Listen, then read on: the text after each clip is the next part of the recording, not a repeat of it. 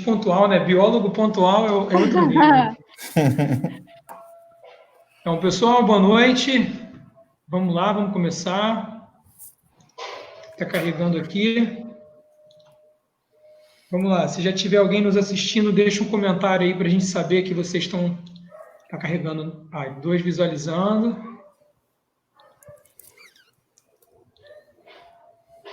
Dá um tempinho aí para a galera poder... O pessoal se acomodando, né? Pegando a pipoca, né? E aí, pessoal, quem for chegando, boa noite. Deixa um comentário aí na postagem, na transmissão, para a gente saber de onde vocês estão nos assistindo. Deixa aí um boa noite.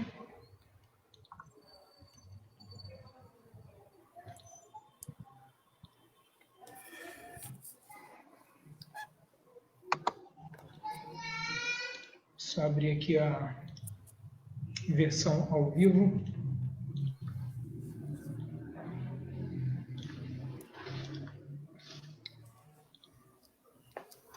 Então, pessoal, sejam todos bem-vindos à nossa live sobre os micro-organismos do bem, né? Como que esses seres microscópicos eles podem nos ajudar, como que eles podem estar associados aí com avanços tecnológicos, como que eles podem estar relacionados também com a nossa saúde, com tantos produtos também que a gente usa, relações de produtos que são comercializados no nosso dia a dia, né? Então, a gente está começando aqui a nossa live, a galera está chegando de pouquinho em pouquinho, sejam todos bem-vindos. Quando for 7h05, né, 5 minutinhos, a gente começa as apresentações. Estamos aí hoje com o doutor Leandro Lobo, doutora Juliana Cortines, ou Cortinez? Cortines. Cortines, doutor Eduardo Volotão também está aí conosco. Já eu faço a apresentação desse time de primeira categoria, hein? Opa! Olha a responsabilidade. Olha a responsabilidade. Enquanto não começa, eu vou aqui. Eu trouxe micro-organismos para a live, viu, pessoal? Aqui, ó. Aí, vários micro-organismos que vão participar da live também. Estão marcando presença na nossa live aí. Leandro vai apresentá-los também daqui a pouquinho. Isso aí. Isso aqui é uma gonorreia. Poxa, ela é muito fofa, dá vontade de pegar, né? Não dá não. Essa gonorreia que parece um Pokémon. Eu tenho um rotavírus, mas eu não sei onde é que ele está. Meu filho brinca com ele. Eu tenho um rotavírus de pelúcia. Tem vírus aqui para vocês também. Eu quero ver se vocês adivinham que vírus é esse aqui. Eu sei qual é. Pode falar? Pode. Quer dizer, tem 2 opções. Influenza ou herpes? Herpes, acertou. Então, o Leandro trouxe gonorreia, trouxe herpes para a live de hoje. Trouxe só coisa boa. Mal, esse cara. O cara tá... Então, já estamos online aí, tem uma galera dando alô. Yasmin, Breno, Gláucia, Elias. Vamos lá, pessoal, vamos deixando as reações aí. Beleza, 7h05, conforme combinado. Sejam todos bem-vindos oficialmente à abertura da nossa live. Eu sou o professor Patrick e trouxe aqui para conversar com a gente hoje sobre micro-organismos do bem, 3 doutores com uma trajetória fantástica, 3 doutores com um currículo de peso, internacionalmente reconhecidos aí, que beleza, hein? E eu vou fazer aqui uma breve leitura um pouquinho o resumo do currículo de cada um, né, que eu pedi para eles prepararem. Vai acabar o tempo da live.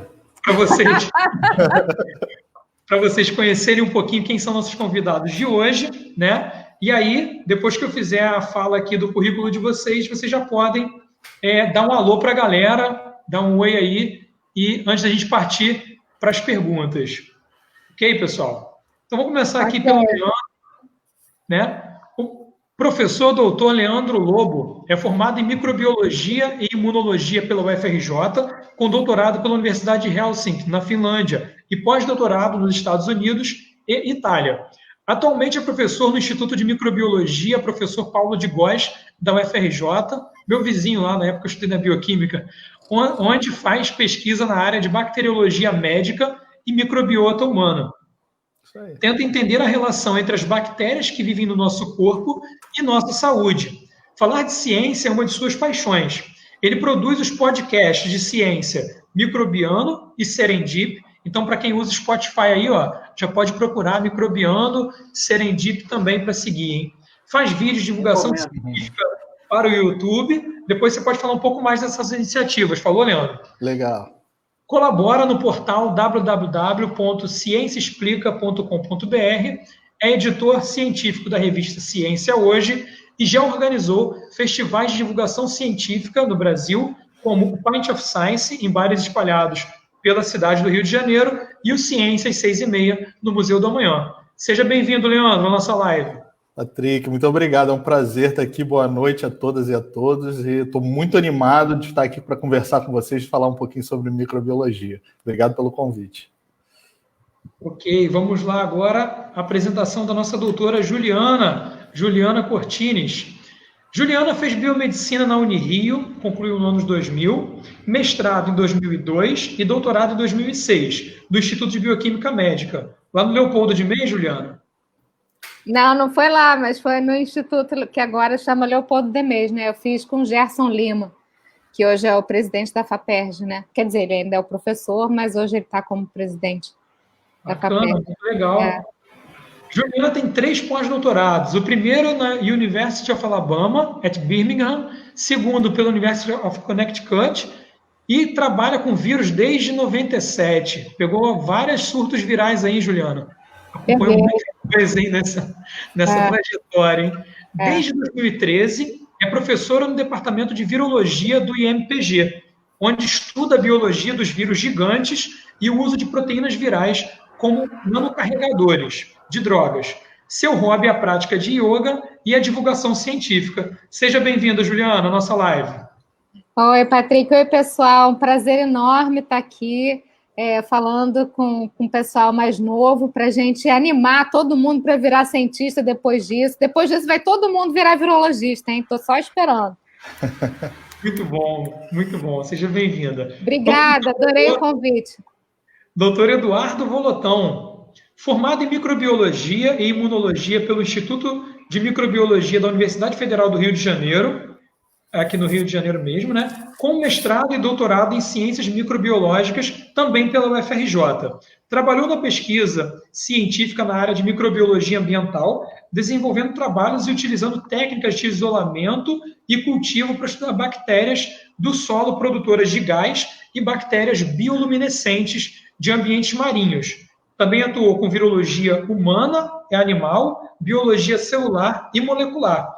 Começou um pós-doutorado e foi contratado no Laboratório de Virologia Comparada e Ambiental,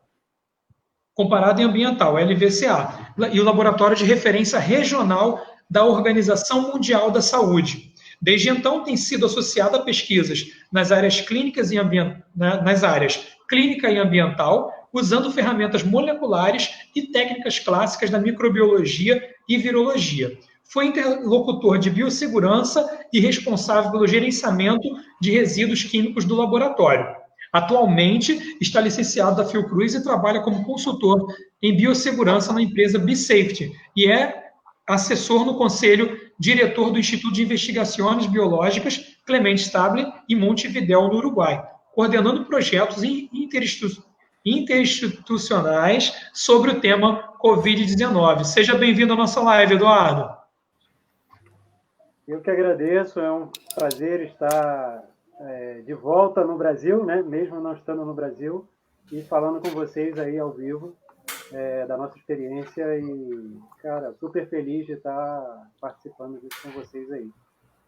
Muito bom, a gente é muito privilegiado de conseguir assistir esse time aí, conseguiram deslocar um horário na agenda deles, que é super também atarefada, uma agenda super cheia, né, para poder trocar uma ideia conosco aqui, né, através dessa live, né, agradeci bastante, então depois vocês também podem fazer as considerações e divulgar, pessoal, suas redes sociais, seus projetos, tudo bem? Então, fiz uma seleção aqui de algumas perguntas, né, mas deixa eu contar um pouquinho do porquê fazer essa live.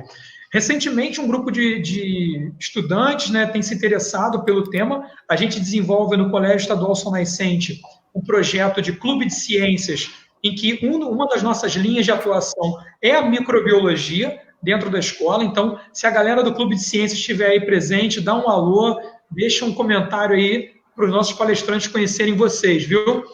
E a gente também está no momento em que a ciência se faz necessária no nosso Brasil, no nosso mundo. Né? Então, falar de ciência agora virou uma questão de sobrevivência, literalmente. A gente precisa entender, né, em meio a tantas informações que não têm uma confiabilidade, assim, não são informações confiáveis, em meio a uma pandemia e que tem levado pessoas próximas a nós a quadros graves de saúde, né, comprometimento da sua saúde, a gente tem que separar um tempinho aqui para falar, né, e conseguimos trazer um grupo aqui excelente para atender algumas perguntas. Desde a semana passada, que eu fiz no meu Instagram lá uma caixinha de perguntas, eu venho recebendo e estou divulgando para a galera nas aulas online aí, essa oportunidade de trazer dúvidas para os especialistas, né? E aí, recebi até o dia de ontem cerca de 80 perguntas muito variadas, perguntas de alunos, de professor, de graduandos,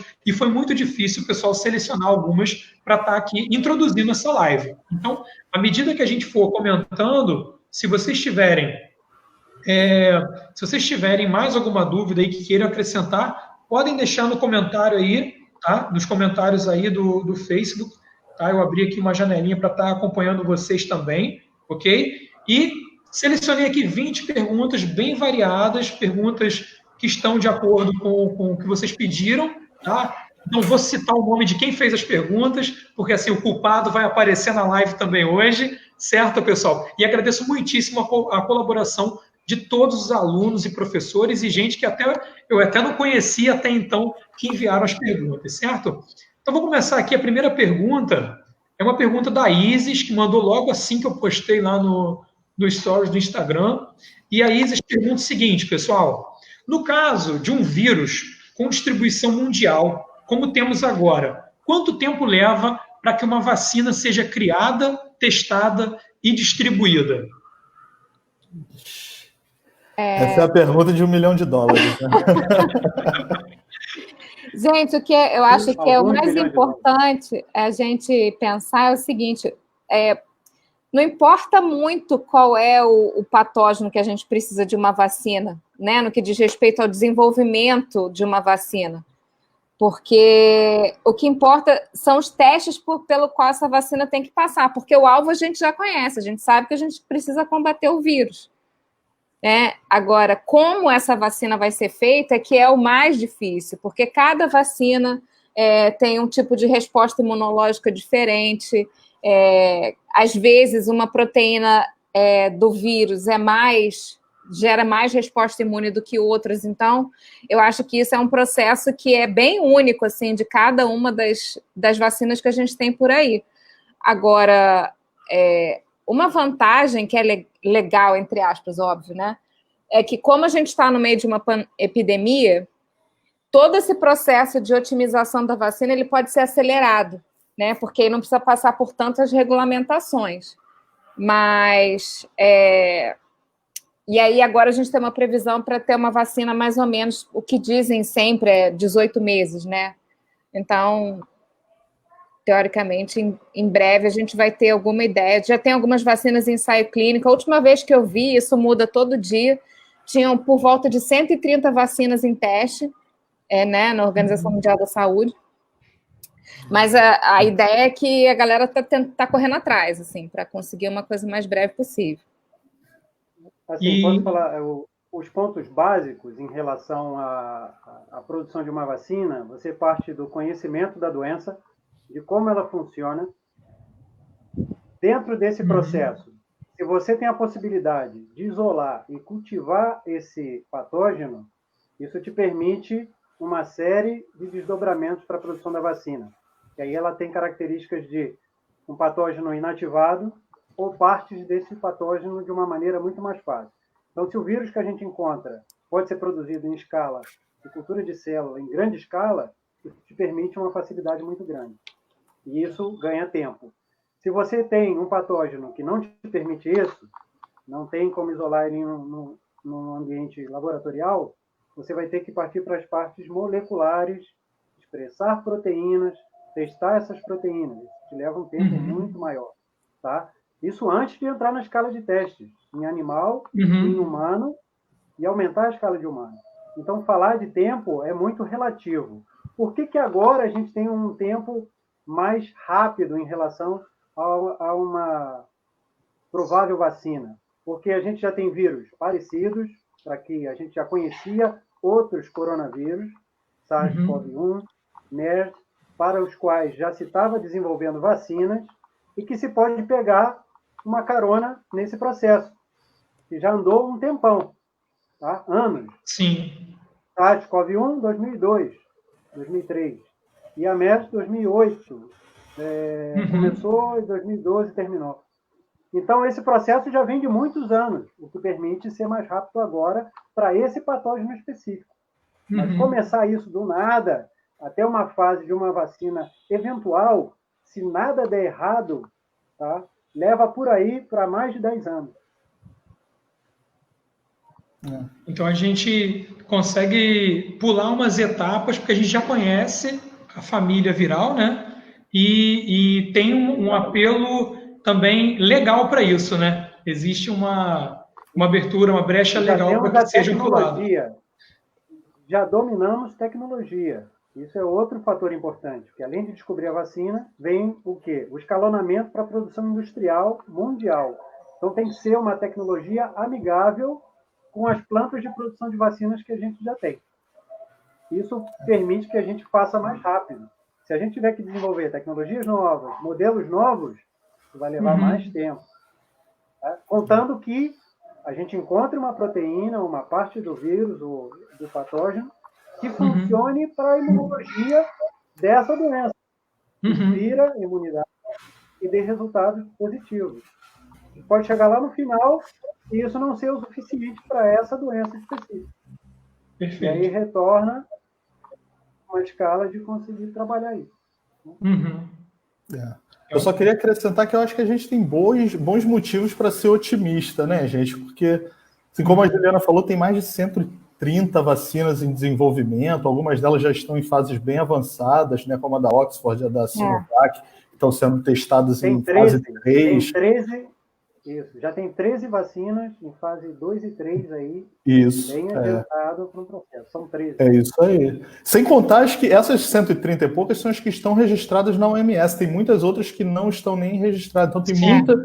E assim, a gente está vendo uma colaboração internacional entre universidade pública, empresas, universidade privada, que é uma coisa que a gente nunca viu antes, eu acho, na história da humanidade. Todo mundo trabalhando junto para criar essa vacina.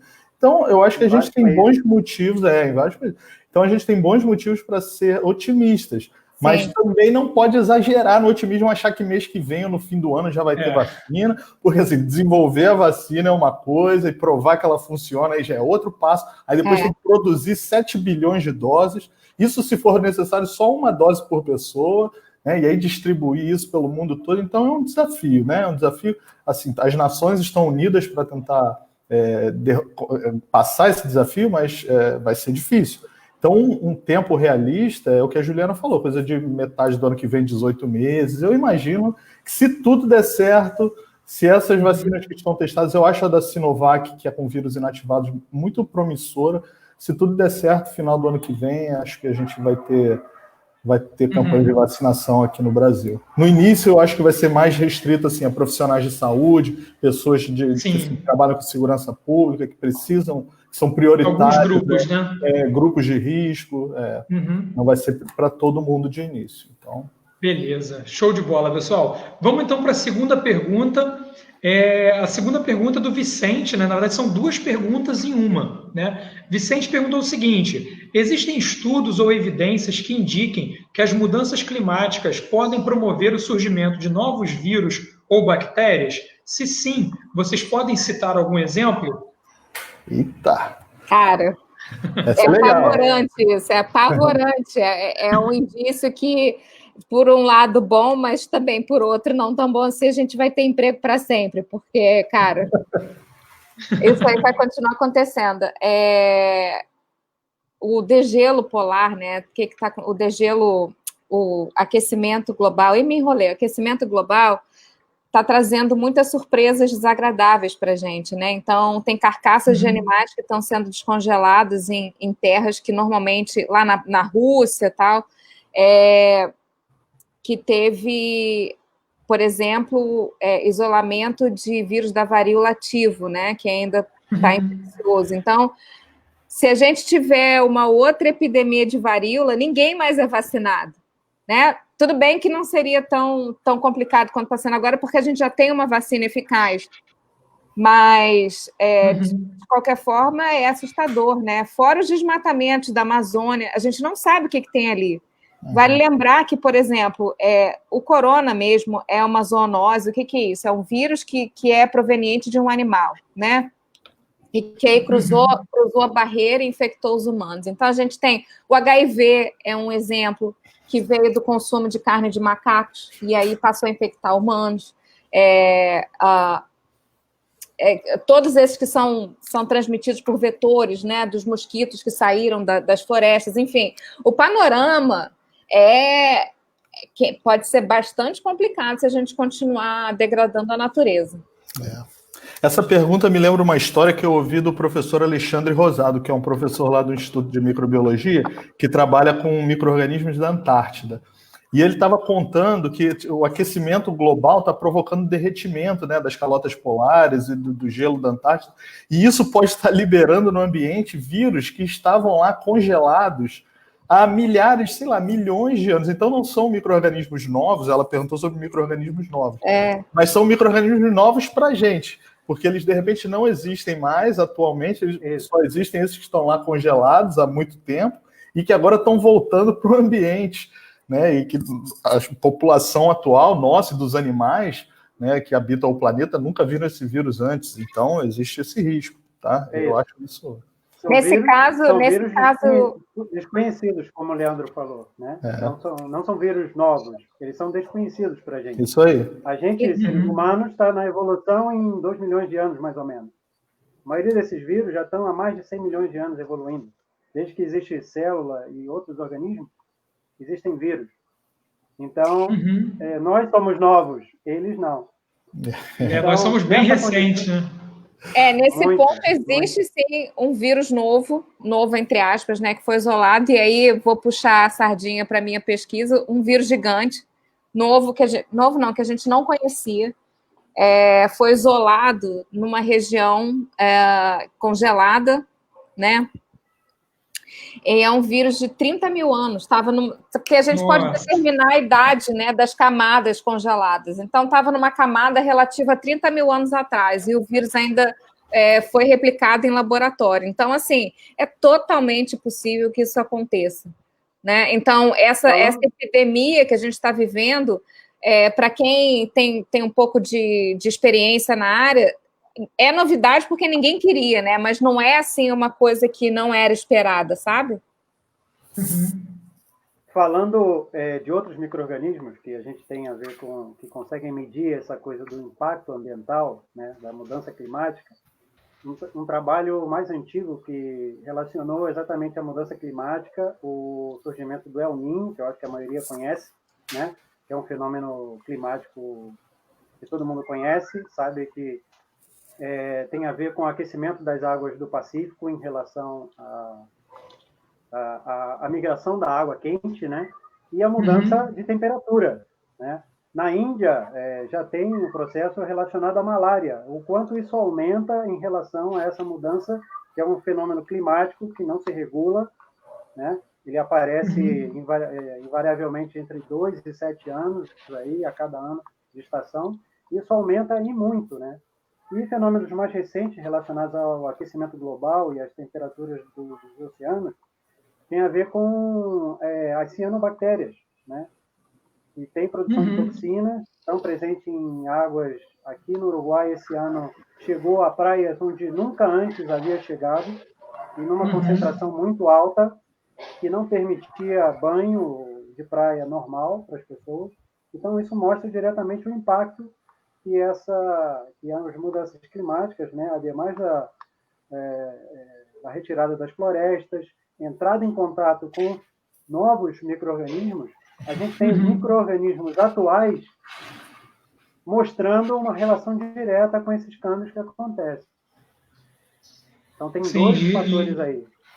E a gente agora consegue detectar isso com maior precisão também, né? Como vocês mencionaram já, a gente tem tecnologias e estudos, né, que servem de base para a gente conseguir identificar esses micro-organismos, esses vírus, né, de maneira mais eficiente, ganhando tempo e aumentando também nossas taxas de sobrevivência em contato com esses seres, né? Vou partir aqui para a terceira pergunta. Ah, sim, Eduardo, desculpa.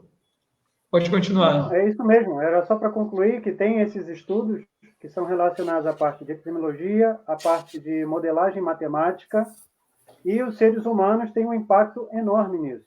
Só para vocês terem uma ideia, a redução de vários fatores ambientais com a pandemia foi enorme. A gente reduziu quase 10% da emissão de carbono, né, para o efeito estufa, só por ter parado de viajar de avião como a gente viajava.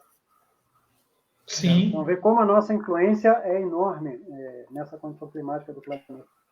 Demais. A gente está provocando aí, né, o antropoceno, né, uma novidade geológica para o nosso planeta. Vou seguir aqui, então, com as perguntas. Pessoal que está online aí, a gente já está com 55 pessoas. Podem compartilhar a live. Vamos tentar bater 100 pessoas. Vamos botar um desafio aí. Compartilha, bota no Twitter, bota no grupo da família. Compartilha, traz a galera para entender o que é vírus, o que é bactéria. Tô aqui compartilhando. Isso aí, show de bola. Também está compartilhando. Isso aí, vamos compartilhar, vamos tentar colocar 100 pessoas aí para falar sobre micro-organismos numa terça-feira, né, no começo do inverno. Super interessante. Vamos lá. A outra pergunta também é do Vicente, né? Ele perguntou o seguinte: na natureza, os vírus e bactérias possuem alguma relação entre si? Como causar doença um no outro? Então, acho que ele quis falar aqui que se é possível, assim como os vírus causam doença na gente, causar doença em outros micro-organismos. Conseguem, né? Um no outro, sim. Bactérias tem virose também. Bactérias têm virose. Existe um tipo de vírus chamado bacteriófago. O Volotão e a Ju são virologistas, conhecem bem mais do que eu, e que eles infectam especificamente bactérias. Eles atacam e matam, destroem bactérias, matam bactérias, né? Agora, a minha curiosidade, aí eu passo a pergunta para a Juliana, é se tem o contrário. Tem bactérias que infectam vírus gigantes? Não, mas tem vírus que infectam o vírus gigante. E aí, ó. Aí é treta. Juliana, explica pra gente. Hein, Juliana? Explica pro pessoal. O pessoal acredito que a maioria dos nossos. Pessoal que está nos assistindo aqui, né, nossos colegas, nossos amigos, familiares, eles não sabem diferenciar, assim como muitos, inclusive graduandos, não sabem diferenciar um vírus de um vírus gigante. Explica para a gente aí, em linhas gerais, como que a gente caracteriza um vírus gigante? É tamanho? É composição? É modo de infecção? Como é que funciona isso? É tudo isso junto e mais alguma coisa, né? Então, não pode ser simples, né? Não dá para ser simples, né? Não. Só para a galera ter uma ideia, é o seguinte, um vírus gigante em relação ao vírus da gripe, por exemplo, é como se a gente fosse comparar um ser humano e um dinossauro. Essa é a diferença de tamanho, né? Então, obviamente, o vírus gigante tem algumas coisas similares a vírus, né? E isso foi visto muito na época da descoberta, porque os pesquisadores foram investigar uma pneumonia na Inglaterra e eles isolaram um negócio. E esse negócio corava por gram positivo e dava para ver em microscópio óptico. Só que, olha só, não matava com antibiótico, não se reproduzia em meio para a cultura de bactéria. E aí eles desistiram, botaram lá, e 10 anos depois eles resolveram fazer uma análise do genoma. E aí levaram para a microscopia eletrônica, que foi inclusive inventada por um aluno de doutorado, então, na década de 30. E aí eles viram uma estrutura assim, nunca vista antes, uma coisa fenomenal. E aí, cara, começaram a descobrir vírus gigantes no mundo inteiro, né? Tem tudo quanto é lugar, ele é ubiquitário. E o que chama atenção é que ele é quase... Ele não é vivo porque não tem como, mas ele tem alguns... E tudo isso misturado, tá? Não é tudo num só. Hoje em dia a gente já tem mais de 150 vírus gigantes. Então, alguns têm gene para fermentação, outros têm gene para sistema imune. Existe um sistema imune de bactéria que se chama CRISPR. Então, alguns vírus gigantes têm gene para isso. Tem gene para 18S, que é o ribossomo, que é uma organela que a gente precisa para produzir proteína dentro da célula. Enfim, então a gente não sabe exatamente qual é a função, e quando eles infectam uma célula, eles criam uma estrutura viral que parece um núcleo. Então, pode ser que lá no início dos tempos, uma infecção viral, por exemplo, tenha ajudado a criar uma célula eucariótica, sabe? Então, assim, ele é completamente diferente por tamanho. O genoma dele chega a ser 1000 vezes maior do que o de um vírus normal. A boa notícia é que a gente ainda não tem certeza, não tem nenhuma evidência real que cause uma patologia em humanos, mas quando a gente faz sequenciamento dos vírus que habitam na gente, tem sequência de vírus gigantes também. Então, a gente, em algum momento da história, a gente teve contato, o nosso genoma, né, são as endoviroses, não é isso? São partículas virais que fazem parte do nosso genoma, né? Então, ao longo de toda a nossa história evolutiva, a gente tem alguma carga viral aí, né? E de vírus gigantes. A gente tem 8% do nosso genoma associado a retrovírus ancestrais. E hoje, a gente pode dizer, nós somos mamíferos placentários, a nossa placenta tem proteínas que são codificadas justamente por parte desse genoma retroviral. Então, a gente deixou de botar ovo por causa de uma infecção viral ancestral. Não, e o que é legal desses trabalhos, é que tem linhas de evolução diferentes. Os felinos são mamíferos, são placentários, numa linha de infecção diferente da nossa. Então, para quem não é da área, o que o Eduardo está explicando é o seguinte, que, né, em linhas gerais, tudo que a gente tem de característica, cor do cabelo, altura, tipo sanguíneo, é codificado por sequência de genes, de DNA. E o Eduardo acabou de nos revelar aqui que hoje nós temos placenta e a gente nasce de placenta porque no passado um vírus deixou essa informação para a gente. Certo, Eduardo? Perfeitamente. Melhor explicar não tem como. Mais ou menos 30 milhões de anos atrás. Anteontem, né? Anteontem. Vou partir. Leandro, quer fazer alguma consideração sobre essa pergunta? Não. Vamos partir para a próxima, então? Então, a próxima é do Felipe Giovanelli. Felipe mandou o seguinte, os micro-organismos podem entrar em competição no corpo de um hospedeiro? Por exemplo, um indivíduo que tem HIV, o vírus HIV pode disputar com a COVID? E a outra pergunta dele também em sequência é qual é a bactéria patogênica mais letal do mundo? E se a gente pode ter contato com ela? Quem é a rainha da matança aí? Olha, vamos começar pela competição, né, gente? Sim, os micro-organismos, então, sim, os micro-organismos entram em competição o tempo todo no nosso corpo. Eu vou falar um pouquinho de bactérias e deixar os vírus para esses dois aí, que eles sabem mais do que os vírus. Então, as bactérias do que vivem no nosso corpo, elas estão em competição o tempo todo, né? No nosso intestino, na boca, na pele, onde elas habitam. Inclusive, essa competição é boa para a gente. Porque quando você tem bactérias vivendo no seu corpo, isso evita com que bactérias invasoras, aquelas bactérias que causam doenças, possam chegar ali e se estabelecer naquele lugar, né? Então, as bactérias competem por alimento, né? Elas competem por oxigênio, competem por diversos fatores. Inclusive, algumas bactérias, elas produzem substâncias para matar as outras bactérias. São chamadas bacteriocinas. E algumas bactérias e fungos produzem substâncias que todo mundo conhece muito bem aqui, que são os antibióticos, né?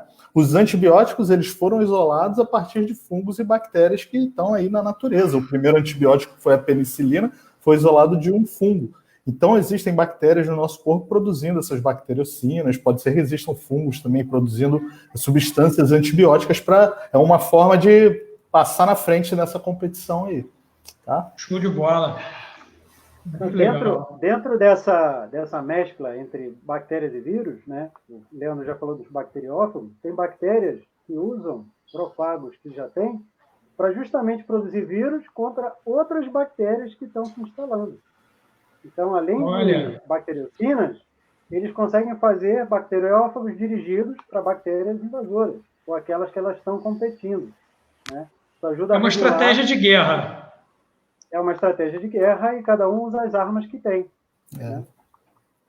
E lembrando também que, como eu falei anteriormente, né, aqui a gente tem um especialista em microbioma, o Leandro estuda isso e é um tópico fenomenal.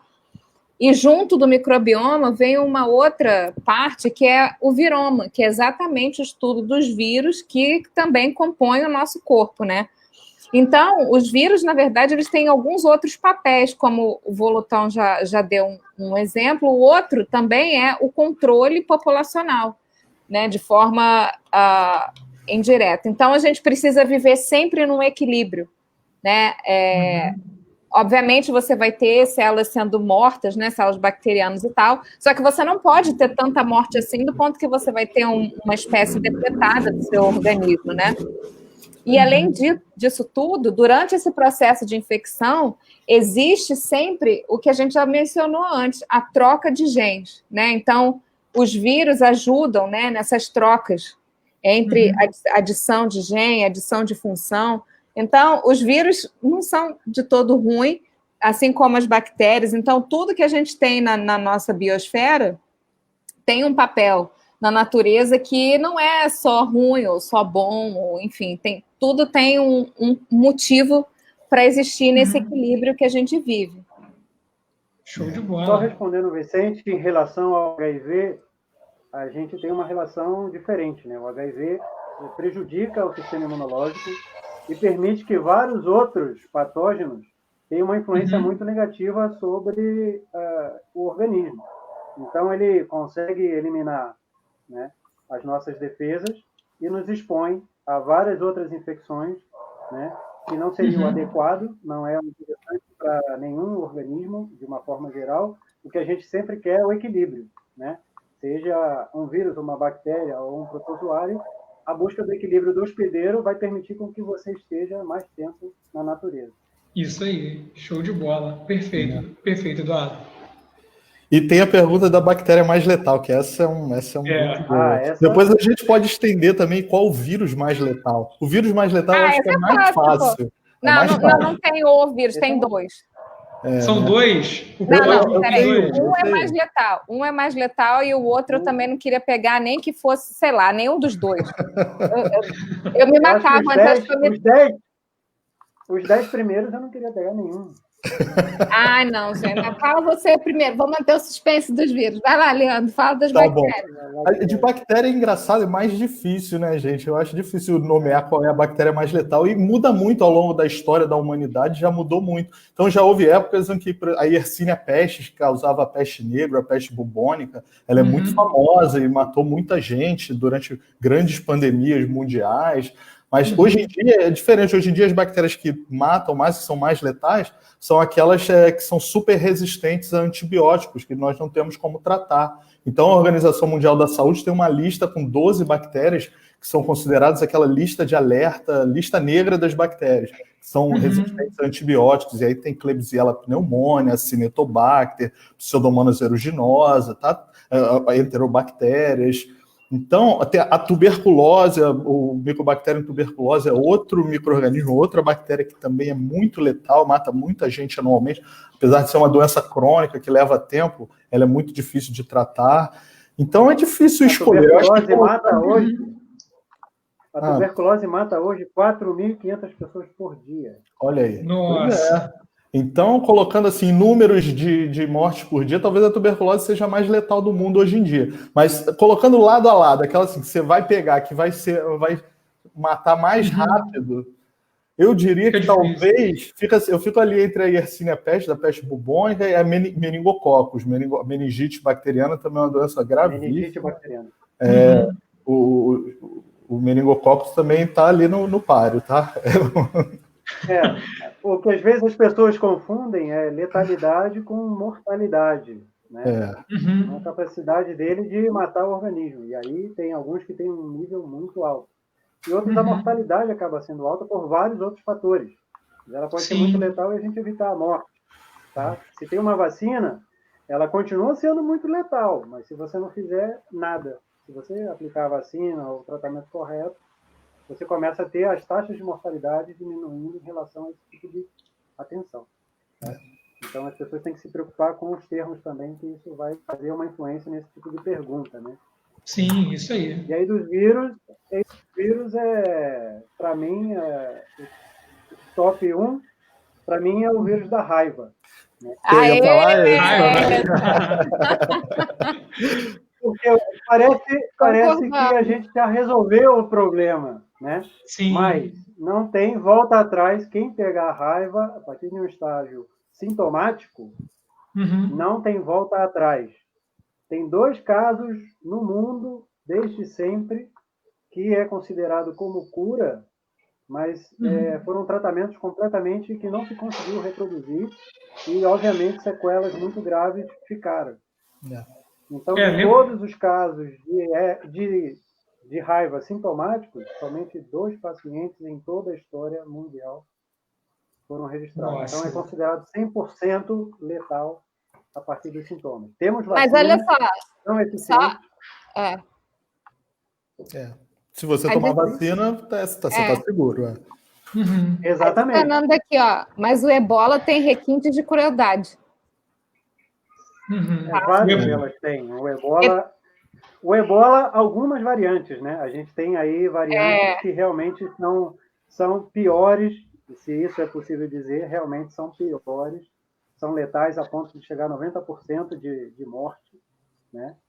Sem tratamento específico ainda. Aí, tem vacinas em produção que até têm resultados muito esperançosos, foram aplicados a gorilas e tudo isso. E tem uma imunoterapia que também funcionou bem para o tratamento, né, de pesquisadores da Austrália, e funcionou bem para o tratamento da ebola, mas alguns casos específicos. Tem variantes de vírus que ainda estão lá no meio da floresta, que é bom a gente não chegar muito perto. Não correr o risco. A gente aqui no Brasil, mas aqui no Brasil, né, a gente tem alguns vírus que são muito perigosos, que estão aí no meio da mata. Chama a atenção do vírus sabiá, que também aparece em surtos epidêmicos muito abruptos e tem uma capacidade, uma letalidade muito alta em muito pouco tempo. Nossa. Então, no Brasil também, só para não achar que é coisa só de outros países, nós também temos os nossos. Sabiá tem nossos produtos da terra, né? Só para mencionar uma coisa no ebola, né, que eu falei que ele tem requintes de crueldade, é porque, assim, a gente não só tem que lidar com a doença, mas em alguns países, inclusive, tem algumas situações culturais que também dificultam, né, o tratamento. Então, os surtos são normalmente isolados em regiões da África, e lá eles têm como hábito lavar os corpos dos mortos. Então, o vírus ebola, já no final da infecção, a replicação é tão grande que essas pessoas que lavavam os corpos estavam se contaminando. E aí, nesse momento da lavagem dos corpos, né? E aí, além de tudo, também é uma pandemia, uma epidemia, não, um surto, né? Surto muito cruel, porque esses tratamentos são para você conter, você tem que fazer uma vacinação ou um tratamento em anel, onde as pessoas que estão mais próximas das pessoas infectadas são meio que deixadas por último, porque já é assumido que a pessoa vai adquirir e vai morrer. Então, assim, é bem complicado. Difícil, né? Eu lembrei de um outro aqui, mas não é bem vírus, é uma outra categoria que nós não falamos ainda. Eu recebi uma mensagem agora de uma amiga da Natália Iório, que é professora da UF, reclamando que eu não falei do tétano. O tétano também é uma doença. E eu lembrei da cólera também. A cólera é uma doença que causa surtos, também tem alta taxa de mortalidade. Mas o que eu lembrei foi de uma outra coisa, que é parecido com um vírus, não é bem um vírus, é um prion, que eu acho que também tem taxa de mortalidade perto de 100%, que é aquela Creutzfeldt-Jakob disease, a doença de Creutzfeldt-Jakob, né? Que é parecido com o mal da vaca louca.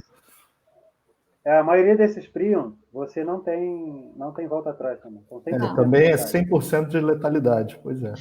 E para o pessoal que está nos acompanhando, que não é da área, um prion, ele é menor que um vírus ainda, né? Porque ele é uma partícula de proteína. Né? O vírus, ele é uma estrutura feita de proteína, né? E aí a gente aprendeu hoje aqui com a doutora Juliana que existem vírus gigantes, que são quase bactérias, né?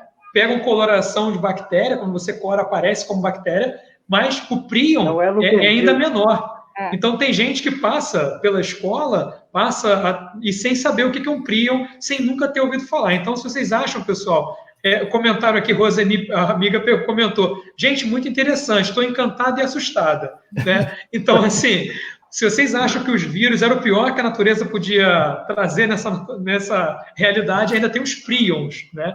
Os prions estão menores ainda, partículas menores ainda. Mas olha só, deixa eu só fazer uma parte em relação a essa pergunta, porque é sempre muito interessante falar, isso desperta a curiosidade, falar da letalidade dos micro-organismos, mas, gente, a grande maioria esmagadora dos micro-organismos do nosso planeta, ou elas estão assim, contribuindo para a nossa saúde, contribuindo para a natureza de alguma forma, e não fazem mal nenhum para a gente, tá? Então é bom isso lembrar disso. Exatamente. Vou pegar o gancho. Cerveja. Fazer cerveja, iogurte. Vou pegar o gancho aqui dessa fala do Leandro sobre a maioria esmagadora dos micro-organismos. E tem uma pergunta aqui que é polêmica, hein? É do Thales. O Thales me mandou a pergunta que diz o seguinte, ó. Desde que assistiu uma propaganda de TV, minha mãe escolheu uma marca de sabonete que elimina 99% das bactérias. Esse produto é bom ou mal para a nossa saúde? E aí, o que vocês me dizem? Aquelas propagandas, 99% das bactérias são eliminadas. O que é isso? É bom, é ruim? Eu acho que, de forma geral, isso é desnecessário e pode até fazer mal, sabe? Não quero falar exatamente desse sabonete ou dessa marca de sabonete, mas dessa busca que nós temos, assim, em eliminar todas as bactérias do nosso corpo, essa obsessão, isso não faz bem. A gente tem bactérias que vivem no nosso corpo e elas fazem parte do nosso organismo e contribuem para a nossa saúde, e é importante que elas estejam lá. É claro que você não vai ficar sujo, né? Você tem que tirar o excesso e tal, mas também você não precisa tirar 99,9%. Se você fizesse isso, conseguisse tirar 99,9% das bactérias que vivem no seu corpo, você ficaria doente imediatamente, tá? Gravemente doente imediatamente, eu te garanto. Então, é claro que nós precisamos ter cuidado com higiene, mas, na minha opinião, esses sabonetes são desnecessários. Eles alimentam o medo que são causados por essas histórias de pandemia e de bactérias que causam doenças, mas são desnecessários. E muitos deles nem conseguem fazer isso que eles estão dizendo. É verdade. Então, a maioria não vai conseguir fazer isso. É enganosa. A gente, se você for fazer, como a gente falou do genoma, né, o genoma humano, tem um vírus aí, se a gente fizer o metagenoma humano de verdade, a gente é muito mais bactéria do que gente. E a gente não tem nenhuma condição de viver sem elas. Então, viver sem esse mundo, né, diverso, a gente não teria vitaminas, as nossas produções naturais de pele sozinhas não dão conta. Não existe esse mundo da esterilidade que se vende na maior parte desses produtos aí, né? Hoje até tem falado em relação às partículas de prata, né, para combater a infecção do coronavírus, né, em tecidos, em coisas assim, mas esse tipo de estratégia é utilizado até em tintas antimofo, antibacterianas e tudo mais. Ele é muito perigoso se a gente usar isso para tecidos de roupa do nosso corpo. Porque a gente tem a tendência, elas até no começo foram chamadas de roupas inteligentes, mas que de inteligente não tem nada, elas não são naturais e podem acabar prejudicando nós mesmos, né? Mas tem que tomar muito cuidado com isso. A venda da esterilidade não existe, tá, gente? Não existe água mineral estéril, ela é mineral, ela tem a sua composição e característica, né, da fonte. Então a gente não vive nessa esterilidade, nem pode viver nessa esterilidade. Como a Juliana falou anteriormente, está todo mundo conectado, né? Nós, juntos com os micro-organismos, a gente tem uma relação aí, né, de interdependência nesse organismo chamado mundo, né? Então, tem uma outra pergunta polêmica aqui também, né? Essa vai um pouco para a área de imunologia, né? É a pergunta de um professor, tá, lá de Piabetá, o Davi, e ele mandou o seguinte, ó: o que os estudos mais recentes afirmam sobre o perigo do movimento anti-vacina? Que doenças podem apresentar um número crescente de casos em um futuro próximo? Podem não, que já estão apresentando, né? Que a gente já está vendo surtos de doenças que podem ser prevenidas por vacinas. Aqui no Brasil, o sarampo eu acho que é um exemplo clássico. A gente está tendo surtos de sarampo no Brasil exatamente por, eu acho que, deficiências na vacinação. E o Brasil não é exceção. Tem esse movimento anti-vacina tem ganhado força, infelizmente, em outros lugares no mundo. Então, doenças que já estavam super sob controle. Na Inglaterra, houve surtos de coqueluche, tá? Que é uma doença que causa problema, mata, e que tem uma vacina super eficiente contra a coqueluche, e o movimento anti-vacina de lá acabou permitindo com que novos surtos dessa doença voltassem. Então, gente, vacina é uma... E o mais famoso... É super seguro, né? Aumentou, se você olhar a expectativa de vida de 100 anos atrás para agora, vocês percebem como a expectativa de vida aumentou, a quantidade de pessoas que morriam de doenças infecciosas há 100 anos atrás, comparado com os tempos de hoje. Então, as vacinas permitiram isso, as vacinas nos dão esse conforto. Então, a gente tem que aproveitar isso e confiar na ciência, porque essas vacinas são testadas e elas são seguras. Tá? E pegando só um gancho nisso, para vocês... Falar da gente não ficar com medo, porque a gente falou aqui no início que uma vacina a gente não descobre de um dia para o outro, né? Então tem uma batelada de testes, etc. Então, não acredita em faculdade do WhatsApp, gente, pelo amor de Deus. Vamos vacinar, porque é muito testado. Como o Volotão falou, são 10 anos para a gente conseguir uma vacina em condições normais, sabe? Não é assim, de uma hora para outra, sem testagem, enfim. Então, vacina é essencial para a sobrevivência humana. E esse movimento não é tão recente também não, né, gente? Desde quando... polio, vacina da polio. O Eduardo, pode falar. Não, era exatamente isso, chamar atenção para a vacina da polio. A polio é uma doença que a gente tinha propostas de eliminação e erradicação, a gente eliminou de vários continentes e acabou perdendo a mão. E a gente está perdendo a mão por isso, por vários motivos, não acreditar num sistema que vinha funcionando. A gente chegou muito perto de conseguir e agora a gente vai ter que andar um caminho de novo para conseguir chegar perto de novo. E com a população crescendo da forma como cresce, a gente sempre tem que mudar o cenário numa projeção muito maior. Então, se a gente não consegue hoje, daqui a 10 anos se torna muito mais difícil. Muito mais difícil. Sim. E isso, como eu estava falando, não é de hoje, né? O próprio registro histórico da nossa família real, da família real portuguesa que veio aqui para o Brasil, né? O irmão mais velho de Dom João, ele morreu de varíola porque a rainha Maria de Portugal se negou a vaciná-lo, né? Tinha tratamento para a época, né? A vacina da varíola já tinha sido desenvolvida e ele veio a óbito por negligência mesmo. Então, assim, é evidência histórica do movimento anti-vacina, né? Então, a gente tem muitas linhas de discussão, mas a gente não vai se aprofundar nisso não, senão isso dá uma live só sobre vacina. Né? Vacina, anticorpo, imunoglobulina, né? Enfim, tipos de imunidade. Vamos passar agora aqui... Patrick, rapidinho, esse exemplo que você deu foi há 200 anos atrás, a gente não pode ficar repetindo os mesmos erros, né? 200 anos depois, pelo amor, né? Pode, e pensar que se houvesse, né, a gente pode assim, extrapolar, se ele houvesse sido vacinado, a nossa história seria diferente? Será que Portugal teria resistido à investida de Napoleão, se unido aos ingleses? Será que muitos cenários seriam diferentes hoje para o Brasil, né? Então, como a marca da antivacina também influenciou a nossa história, né? Então, vamos lá, mais uma pergunta aqui. A pergunta da Sara, né, tá concluindo o ensino médio, e ela colocou aqui, né, tem um sonho de cursar biomedicina. Quais os temas sobre micro-organismos que fazem parte desse campo de estudo? Formas de contágio, virulência, variabilidade, resistência? Eu acho que ela quis dizer o que ela vai focar, né, no curso de biomedicina. Né? O que vocês podem falar um pouco aí para a gente? Ela já listou aí várias coisas que ela pode focar, né? Ela já respondeu para a gente. Tudo isso misturado dá para fazer muita coisa. E tudo isso ela vai ver nos cursos da área da saúde, de uma forma geral, vão relacionar os micro-organismos e vão ter que abordar todas essas características, né?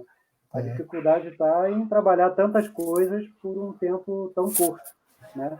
A gente que é formado em microbiologia sabe que o mundo dos pequenos é muito maior do que a maior parte da população imagina. Então ela tem um campo fértil enorme, vai ter sempre, como a Juliana falou desde o começo, vai ter sempre trabalho, a gente está correndo atrás sempre deles, né? Nós somos os novos na corrida, então vamos correr atrás deles. Ela tem muito campo pela frente. Em todas essas áreas que ela falou, vai se apaixonar por alguma coisa, como a gente, e vai seguir em frente. Show de bola. Eu quero acrescentar para ela, assim, fazer um pouquinho de propaganda, mas não tentar roubar ela da biomedicina, mas que tem vários outros cursos da área de biociências interessantes para ela dar uma olhada. Por exemplo, existe o curso de microbiologia, que é onde eu e Juliana damos aula, onde o Volotão se formou, eu também. Existe o curso de biofísica, né? Tem o curso, a própria biologia. Então, todos esses são cursos onde você tem uma interface, tem uma interação. A nanotecnologia, é verdade. Todos esses cursos você tem uma interface com micro-organismos. Farmácia. Os mais clássicos, então, a farmácia, medicina, né? Então, tem aí um horizonte aberto para ela investigar. Ótimo. Show de bola. E aí a gente tem aqui, né? Vou partir para mais uma pergunta aqui agora da Thaísa. Ela pergunta o seguinte: existe algum vírus que afeta somente humanos? É possível que um vírus sair da infecção humana para afetar outros animais? Acho que ela quis dizer que se tem um vírus que é exclusivo da nossa espécie, né? E que esse vírus exclusivo da nossa espécie ele pode afetar outros organismos. A varíola é um exemplo de um vírus que era só nosso, mas isso permitiu com que a gente pudesse eliminá-lo, por exemplo, porque ele não tinha outros hospedeiros reservatórios por aí.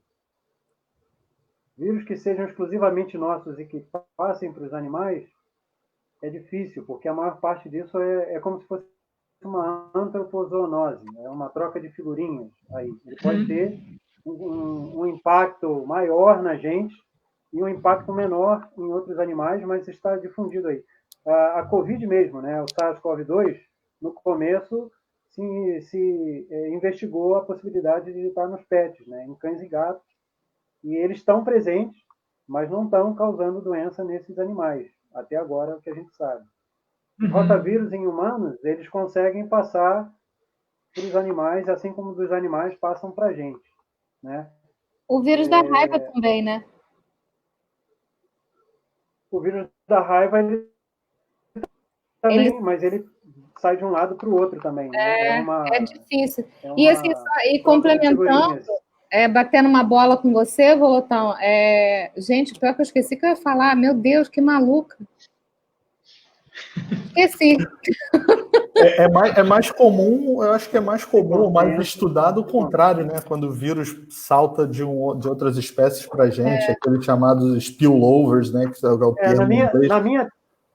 Mas eu queria perguntar para vocês. Fala, Volota, desculpa.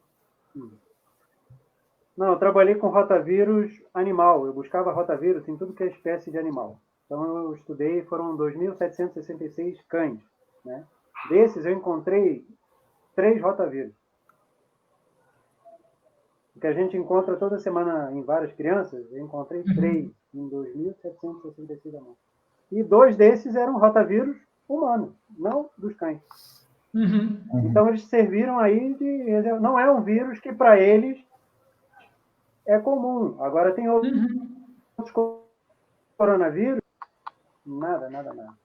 Então, essa relação ela é muito próxima, depende muito dessa quebra de ambiente, né? Febres hemorrágicas é muito comum de participarem, mas não são vírus exclusivamente nossos. A gente não tem essa exclusividade, né? Falando assim, sim. Surgiu na gente e passou para eles, ou quem veio primeiro, né? ovo ou a galinha. O vírus da polio. Como dizer. A importância. O vírus da polio, de repente, eu não lembro de ter em outro organismo. Ele não passa, mas eu estou falando que seja exclusivo humano. E eu lembrei o que eu ia falar. Que, assim, existem famílias de vírus, né? Então, dentro dessa família, existem vírus que infectam só humanos e outros que infectam só animais, mas eles são da mesma família. Então, também tem isso. Por exemplo, o coronavírus é um exemplo excelente, porque tem vírus que infectam patos, que são da família do corona, tem vírus que infectam morcegos, e tem agora o SARS-CoV-2, né?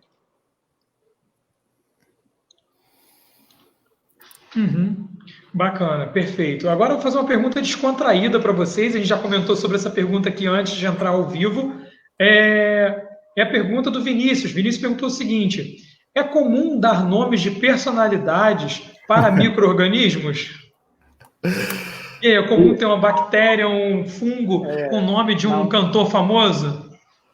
Depende do que você chama de personalidade, né? Tem muitos micro-organismos que têm nome de personalidade da ciência. Tipo, Pasteur tem a Pasteurella, Listeria homenageia o Lister, que foi o Joseph Lister, que foi um cientista famoso. Então, isso é bem comum nos micro-organismos, super comum. Trypanosoma cruzi. Agora, nomes de celebridades pop, assim, de cantores, eu não conheço. Eu conheço outras espécies de... Tem muitos insetos. O pessoal que dá nome aos insetos, eles são bem originais. Então, tem tipo Barack Obama, tem um inseto que homenageia Barack Obama, tem a Greta Thunberg, tem acho que um inseto que homenageia ela, tem o Mick Jagger, tem o Bonovox, tem... Mas não de micro-organismo, é de outros animais. Não... Videogame é pop? Videogame é pop. Pois então, pop, é geek. Tem um vírus gigante que se chama Pac-Man Virus. Tem um outro que chama Medusa. Tem um outro que chama Cedrate vírus getuliensis. Getuliensis foi uma homenagem ao cachorro do pesquisador que isolou, que chama Getúlio, é um Lhasa apso foférrimo. Então, assim, tem essas coisas, né? Vírus gigante é muito criativo, a galera que dá... Eu tentei na graduação, eu trabalhava com bactérias bioluminescentes. Acho que o Leandro lembra disso, né, Leandro? Lembro. E a gente fazia uns kits de aula prática, estudava essas bactérias bioluminescentes, e o meu objetivo era encontrar que brilhasse mais e por mais tempo, né? Então, eu sou neto de pescadores e filho de pescadores, eles achavam que eu sabia pescar, não sei. Fui para a área da ciência. Então, eu identificava esses peixes de área abissal, que era justamente onde a gente encontrava o maior número de bactérias luminescentes, e o pessoal da minha turma queria que a gente colocasse o nome de Volotas luminescentes. Mas ela já existia. Então eu não pude botar o meu nome para a história, mas ia ser bem legal. Muito legal. Perfeito, muito bacana. E aqui, né, vamos ver outra pergunta aqui. A pergunta da Camila. Ela é graduanda em biologia, né? Está no 3º período, e ela perguntou o seguinte: como os micro-organismos patogênicos evoluem junto dos hospedeiros? Os mesmos mecanismos evolutivos atuam nesses seres? Olha, essa é uma pergunta excelente, super difícil de responder. Tem toda uma área aí da microbiologia estudando isso, dessa coevolução entre micro-organismos e os seus hospedeiros, né? O Volotão e a Juliana já deram um exemplo da placenta em mamíferos, como os vírus ajudaram, por exemplo, na evolução da placenta, mas é bem possível que as bactérias, bem possível não, é o que acontece, as bactérias que vivem no nosso organismo, com certeza elas contribuem para a nossa evolução, né? Então, por exemplo, tem bactérias que vivem no nosso intestino que nos ajudam a digerir alimentos, a digerir fibras insolúveis, coisas que nosso organismo não consegue digerir. Tem bactérias que vivem no nosso intestino que produzem vitaminas. Então, esses genes, né, para a digestão dessas fibras ou da produção de vitaminas, Pode ser que eles tenham sido perdidos na linhagem dos mamíferos ao longo dos anos, exatamente pela associação, por esse trabalho em conjunto aí com as bactérias. Então, a gente não precisa mais ter esse gene, nós temos as bactérias que fazem o trabalho para a gente. Então, existem dezenas de exemplos assim similares a esse, tá? Mas existem coisas mais difíceis de imaginar. Eu já vi alguns trabalhos, por exemplo, demonstrando como a microbiota pode ter auxiliado no desenvolvimento, na evolução do voo em animais alados. Nossa! É uma coisa que ainda está em investigação. Para pontuar, as formas de evolução, né, moleculares, genéticas, elas são dependentes da complexidade de cada organismo, né? E os micro-organismos são diferentes. Por exemplo, os vírus de RNA segmentados podem fazer todo tipo de troca genética entre várias amostras ao mesmo tempo. Nós não. Nós temos uma forma de evolução, cada um tem a sua, mas essas evoluções elas são interdependentes, assim como o Leandro falou, em cada momento nós estamos juntos e fazemos as coisas necessárias para que aquilo funcione para cada organismo em conjunto. Então, isso funciona não de forma direta, a mesma evolução, mas integrada no mesmo processo de evolução temporal que a gente está falando. Perfeito. Perfeito, Dado. Muito bacana. Muito bom. A gente tem uma outra pergunta aqui interessante que também já apareceu aqui nos comentários. Aí vamos voltar a falar da Covid, né? A Hillary tinha enviado a pergunta, perguntando o seguinte aqui, e também eu vi que essa pergunta apareceu nos comentários aqui. Existe a possibilidade de uma pessoa que já contraiu a Covid-19 pegar novamente? E aí, também a pergunta de 2 milhões de dólares. Outra pergunta difícil. Eu andei lendo sobre isso nos últimos dias, saiu um trabalho agora recente, né, mostrando que o título de anticorpos no plasma de pacientes de pessoas que tiveram coronavírus, ele pode cair rapidamente, depois de 2, 3 meses, e isso levantou essas bandeiras aí, essas alertas de que poderia ser possível uma reinfecção. O que nós sabemos também por outros coronavírus, os coronavírus que causam resfriados, o SARS e o MERS.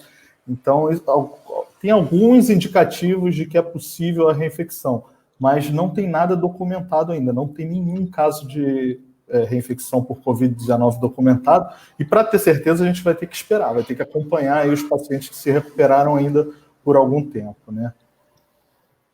Bacana. Show de bola. O Leandro falou tudo. Beleza, show de bola. A gente tem mais uma pergunta aqui, né, sobre agora também doenças que já aconteceram no Brasil, uma pergunta da Milena. Quais foram as piores doenças causadas por vírus e bactérias que já ocorreram no Brasil? Febre amarela, eu votaria. Piores doenças. A peste bubônica, todas essas doenças históricas, né, que foram pandemias e epidemias graves, fizeram muito estrago no Brasil. Isso deu a chance de Oswaldo Cruz trabalhar a vacinação, a erradicação de febre amarela, né? O Rio de Janeiro era uma cidade que tinha problemas sanitários enormes, e várias dessas doenças históricas também tiveram no Brasil. A gente hoje tem outras doenças, como dengue, tem outras que a gente ainda não estabelece como uma forma sistemática, mas são graves, que ainda estão guardadas aí dentro da floresta quietinha. E a gente vai seguir. Hoje, cada vez mais na história, a mobilidade humana, permite que a gente tenha a gravidade e a velocidade dessas doenças muito mais fácil. Né? Bacana, show de bola. Tem aqui a pergunta que o Igor mandou. O Igor já foi meu aluno, agora é ex-aluno, já terminou o ensino médio, mas ele usou até o exemplo da minha aula que colocou. Nas aulas de biologia, o professor Patrick comentou que o uso de antibióticos sem orientação adequada pode favorecer o surgimento de linhagens resistentes de bactérias, como a KPC. Existe alguma estratégia que se comprovou eficiente contra esse tipo de micro-organismo?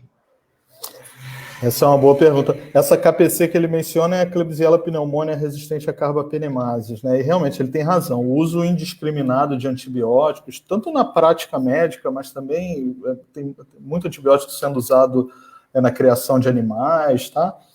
Isso propiciou que nas últimas décadas surgissem bactérias que são chamadas multiresistentes ou superbactérias, e que hoje em dia a gente está tendo dificuldades enormes para tratar infecções causadas por essas bactérias. E nós não estamos desenvolvendo novos antibióticos com a mesma velocidade que essas bactérias superresistentes estão surgindo. E, na realidade, essa nem seria a estratégia correta, porque a gente ia ficar correndo atrás do rabo sem parar, fazendo novos antibióticos e as bactérias se tornando mais resistentes. Então, a melhor estratégia realmente é o uso racional dos antimicrobianos. Então, a gente precisa sempre pesquisar, quando tem um paciente com uma infecção, então você precisa fazer uma pesquisa clínica sobre qual é aquela infecção, fazer testes para determinar a que tipo de antibióticos aquelas bactérias são resistentes, essa bactéria, né, do paciente é resistente, para você selecionar o antibiótico correto para tratar essa infecção e não receitar, por exemplo, antibióticos para viroses, né, de forma geral, isso não é necessário. Em alguns casos é necessário, mas nem sempre. Parar de usar na agropecuária, tá? Agora, eu acho que a pergunta dele é mais voltada assim, para casos que já existem. Para a gente usar o tema da live, que é bem interessante, né, os micro-organismos do bem, uma técnica que é usada hoje, e é muito antiga, na verdade começou antes dos antibióticos, é a fagoterapia, a utilização de fagos para matar bactérias resistentes. Isso começou por aí, a virologia, né, com Félix Derlet, lá em 1900, não posso errar a data, deve ser por aí 14, né, mas isso começou antes, em estudos exatamente usando bacteriófagos isolados de amostras clínicas nas próprias doenças, tá? E isso teve um sucesso grande até a descoberta dos antibióticos, que era muito mais fácil, mais barato de produzir, e se usava o tempo inteiro. E agora tem vários trabalhos retornando a essa temática, né? A Rússia, alguns países ainda usam essa estratégia, e tem um caso que é muito interessante, de uma doença relacionada a um tipo de micobactério, eu não lembro a espécie, mas ela causava problemas muito sérios. E um grupo nos Estados Unidos tem uma biblioteca de bacteriófagos, que eles reuniram por anos, são mais de 1.500 bacteriófagos, eles testaram contra essa bactéria e conseguiram um tratamento específico para esse paciente e reduziram drasticamente os sinais clínicos. Então, é um processo que hoje é viável. A gente trabalha com isso na parte ambiental, detecta bacteriófagos de vários lugares, ambientes que até agora não têm o contato humano, e consegue achar bacteriófagos que a gente já conseguiu com pseudomonas, aeruginosas resistentes, klebsielas resistentes, vírus que são específicos para essas, vírus de ciclo lítico, tá? Tem que ser uma bactéria, um vírus que mate essa célula, essa bactéria, e isso funcionaria no tratamento de prevenção. Então você pode fazer eles chamam de coquetel de bacteriófagos, para justamente evitar a resistência, que obviamente as bactérias também vão fazer o mesmo processo, né, de evolução. Esse, Eduardo, é um caminho que a biotecnologia tem mercado, inclusive, né, para o pessoal que está aí saindo do ensino médio, que está pretendendo atuar na área de ciências da vida, né? Isso é algo que as pesquisas do futuro vão estar, com certeza, caminhando para usar os micro-organismos, né, de fato, para o bem, inclusive para combater doenças, né? Quando o Eduardo fala, pessoal, no ciclo lítico, é um ciclo rápido. Então, o vírus ele infecta a célula, né? Ele infecta, no caso, a bactéria, nesse caso, a bactéria-alvo, e ele se multiplica ali, matando a bactéria rapidamente, né? Então, a maneira de você usar o micro-organismo, o vírus, né, para eliminar aquele micro-organismo patogênico, né, causador da doença. Muito legal, muito interessante. Gente, é muito conhecimento para pouco tempo, né? Vamos avançar com as perguntas aqui, para a gente conseguir manter nosso horário programado aí, certo?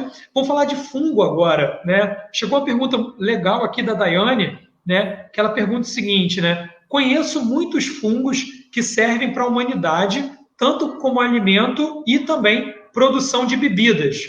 É provável que no futuro tenhamos mais opções de uso desses organismos? Adoro os fungos da produção de bebidas. Totalmente, totalmente. Os fungos têm uma importância muito grande na nossa vida como um todo, né? Mas são processos ao meio de biotecnologia, assim, muito, como é que eu vou dizer, presente. Tem que estar para agora e para o futuro também. Tem biotecnologia aplicada à utilização de fungos para a produção de enzimas que degradam várias substâncias que são tóxicas, preparações cosméticas e várias outras coisas. Produção de alimentos para recuperação de ambientes, redução. Tem, por exemplo, no Brasil, um trabalho que se usa os fungos, a produção de cogumelos comestíveis, em braquiária. Essa braquiária, para o gado, ela é tóxica em uma proporção. E colonizando essa braquiária, os fungos eliminam 95% da toxicidade da braquiária e ainda dá vitaminas e várias outras coisas para o gado comer. Então, é uma forma de biotecnologia aplicada diretamente ao consumo, né, de alimentos numa área onde você não tem alimento disponível. Isso está na nossa cabeça o tempo inteiro, trabalhar com fungos, não só pelos antibióticos, mas por todos os outros produtos. E lembrei agora de uma relação fungo e vírus e planta. Não sei se vocês lembram esse parque que tem nos Estados Unidos, Yellowstone, que tem os geysers, água quente, né? Tem algumas plantas nessa região que elas são termorresistentes. E quem dá a termorresistência a ela é um fungo. E o fungo só consegue isso porque ele tem um vírus. O genoma viral foi que deu essa termorresistência para ele. Então, esses três juntos conseguem sobreviver nesse ambiente, numa relação muito legal simbiótica. Né? Então, os fungos têm uma chave, não só para isso, produção de etanol, já é exato, produção de etanol, de biocombustíveis. Os fungos eles têm uma versatilidade, né, enzimática muito grande. Eles são degradadores, eles reciclam matéria orgânica. Então, assim, para reciclar material, degradar lignina, que é a proteína provavelmente mais abundante no mundo, que está presente nas plantas. Então, essas enzimas que os fungos produzem são produtos para a biotecnologia, é um prato cheio para a biotecnologia. Então, tem muita coisa ainda a ser explorada no mundo dos fungos, né? Muito legal, gente. Tem uma pergunta aqui que eu achei interessante, que o Gerald deixou aqui nos comentários. Essa eu não tinha ouvido falar ainda não, hein? Ele pergunta aqui, existem estudos que o diabetes tipo 2 pode ser ocasionado por bactérias. Isso é verdadeiro ou falso? Eu, particularmente, nunca ouvi falar. E aí, vocês já ouviram falar alguma coisa sobre isso? Já, é verdadeiro. É verdadeiro que existem estudos, não estou falando que causam diabetes. Sim. Existem estudos, tem muitos estudos mostrando, na verdade, não que uma bactéria, mas que o desequilíbrio das bactérias que vivem no nosso corpo, principalmente na nossa microbiota intestinal. Então, existe uma coisa chamada disbiose. A disbiose intestinal acontece quando as bactérias que vivem ali, e que são trilhões e trilhões de bactérias, centenas de espécies diferentes, quando elas entram num estado de desequilíbrio. E isso pode afetar a nossa saúde, tá? E tem muitos estudos verificando como isso afeta o nosso metabolismo, incluindo diabetes, exacerbando a diabetes, tá? Talvez seja um gatilho para o surgimento da diabetes, obesidade, existem estudos verificando como essa disbiose pode afetar a obesidade em humanos, existe uma conexão entre a microbiota intestinal e o nosso sistema nervoso central, o cérebro, então pode ser que as nossas bactérias sejam responsáveis por coisas como ansiedade, depressão, nosso comportamento, fome, tá? Então, é uma área que está ainda florescendo, tá? Não tem nada determinado em relação ao diabetes, mas sim, há estudos mostrando que a disbiose intestinal pode estar relacionada com o agravamento ou surgimento da diabetes. Tem uma pergunta aqui do Eduardo, essa eu achei bem curiosa, inclusive, eu acho que vai pedir um relato pessoal de vocês, tá, pessoal? O Eduardo pergunta aqui, vocês já tiveram medo de se contaminar com alguma doença trabalhando com micro-organismos? E aí? Foi unânime, né? Todo mundo. Ontem mesmo eu tive. Eu entrei numa área Covid para fazer monitoramento ambiental de vírus. E aí você tem que botar toda essa roupa, né? E entrar na área onde quem está respirando lá, você já sabe que está respirando esse tipo de vírus. Isso acontece. Não é que seja um medo, na verdade você sempre pediu isso. E quando passa você fica meio... e agora, né? Fui treinado para isso e aí não pode deixar... Mas já passou uma situação pior, que a gente trabalhava com quimera, eu não vou falar onde era, nem como era, nem quais eram os vírus relacionados. Mas o que aconteceu? A gente controlava a eliminação de um material genético. Um vírus tinha material genético e o outro não. E misturava esses dois vírus durante o processo de produção da partícula quimérica. Num desses controles, o material genético deles não estava inativado. E a gente já tinha co-inoculado os dois juntos e não sabia o que ia sair dali, né? Um era um vírus de vetor e o outro não. Então a gente poderia ter uma coisa que não era muito legal estar por aí fora do vetor voando, né? Aí deu um medo, realmente, a gente autoclavou tudo, acabou com tudo e parou por aí. Nunca mais foi à frente esse tipo de coisa. Viu, você tem medo dos seus vírus gigantes? Não, mas é porque no pós-doc eu trabalhava com HIV e eu tinha que produzir, assim, muitas garrafas. Gente, olha, pode não aparentar, mas isso tem muitos anos. Então na época, já tinha tratamento, tudo, mas... Aliás, nunca é bom, né, você estar infectado e, assim... Eu acho que foi o que o Volotão falou, não é que a gente tenha medo, né? Mas não é uma situação confortável. Na época, e isso foi nos Estados Unidos, então... e também não que aqui não tem infraestrutura, porque a gente tem um laboratório P3, mas lá é muito comum, né? Era no meu pós-doutorado. Então, você tinha que se paramentar inteiro, você não pode errar. É uma situação onde você não tem espaço para erro. Então, você bota um monte de roupa, sabe? Você bota 2 luvas, 2 jalecos... você está sozinho no lugar, porque não pode ter outra pessoa, né? Tem outras pessoas no laboratório, mas, assim, é uma situação de uma certa pressão, assim, né? E quando eu era bem... não pode falhar. Isso, não pode falhar, não tem espaço para erro. E aí, agora voltando ao medo mesmo, né? Eu senti medo sem nem trabalhar, porque quando eu estava pensando no que eu ia fazer, isso, então... Foi no século retrasado, né? Eu estava vendo um especial do Discovery Channel que estava falando sobre o vírus Ebola. E eu falei assim, eu quero trabalhar com Ebola, porque é o mais sinistro de todos, não sei o quê. Aí estava falando aqui dos 10 pesquisadores do CDC que trabalhavam com Ebola, 7 morreram. Eu falei, você acha que... 7 morreram. Já mudou de ideia. Não é uma boa ideia. Mas isso tem lá, sei lá, deve ter uns 30 anos. Então... Hoje já morreu mais alguns. Ou, sei lá, de repente o sistema de ventilação está melhor, não sei, mas eu sei que me fez mudar de ideia. Eu resolvi trabalhar com HIV, a coisa mais tranquila. Mais tranquila. Assim, o que o Volotão falou é verdade, nós somos treinados para isso, então não é exatamente medo. Você é um pouco apreensivo, mas a gente sabe o que está fazendo quando está na bancada, nós fomos treinados para isso, usamos equipamentos de proteção, todo o cuidado possível e imaginável. Então, eu já trabalhei com várias bactérias patogênicas, listéria, clostridios e salmonela, víbrio, cólera, etc. E nunca tive nenhum problema.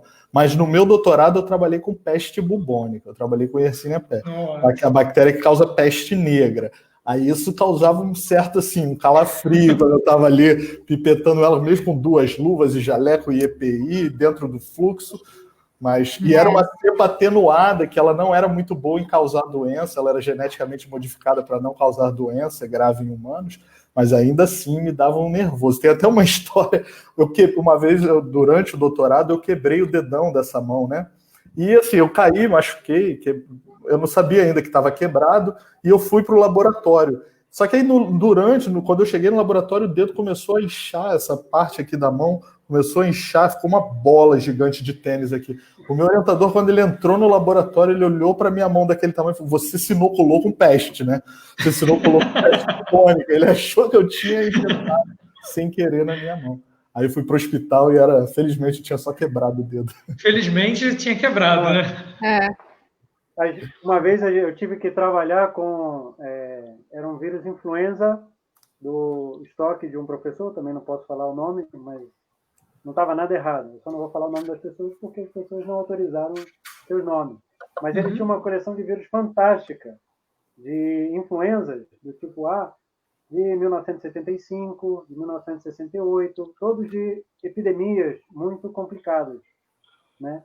E que eu estava trabalhando nos anos 2000, né? E se não fizesse direito, o risco de você reintroduzir um vírus desse de 30 anos, né, atrás, é um risco para a população que ninguém nem sabe, mas que no laboratório você tem que estar totalmente concentrado para poder trabalhar e fazer coisas dentro da biosseguridade necessária que te permitam fazer esse tipo de trabalho sem erro. Você não tem chance de errar mesmo. Então, te dá uma adrenalina, mas eu acho que, obviamente, quem trabalha e gosta, te dá uma concentração muito grande naquilo que você está fazendo. Né? Que eu acho que é para todas as profissões. Né? Ter a calma e a habilidade de conseguir focar e fazer o que é correto nesse momento. E não fazer uma besteira tão grande a ponto de perder a cabeça, né? De volta, né? Entrar numa histeria. Com um também, que era a encefalite equina do Oeste. E esse vírus ele é muito ruim mesmo. Tanto que nos manuais que você vê hoje, a única forma de contaminação que você tinha dele eram em acidentes de laboratório. Né? E isso sempre ficou na minha cabeça, que é justamente quando se estava manipulando, se inoculava ovos embrionados com esse tipo de vírus para conseguir reproduzir. Muito legal. Tem uma outra pergunta que é nesse nicho de pergunta sobre a vida de vocês mesmo, né? Realmente ele tinha. Acho que o Eduardo está com o sinal oscilando um pouco. Demorou um pouco para chegar a sua fala aqui. E aí tem uma pergunta aqui do João Vitor. O João Vitor está terminando biologia, né? Está no 7º período, e ele foi meu aluno há 6 anos atrás. E ele colocou aqui, né? Vi pelo currículo de vocês, olha, ele foi lá no Lattes, hein? Pesquisar a vida de vocês, hein? Vi pelo currículo de vocês que possuem experiências internacionais.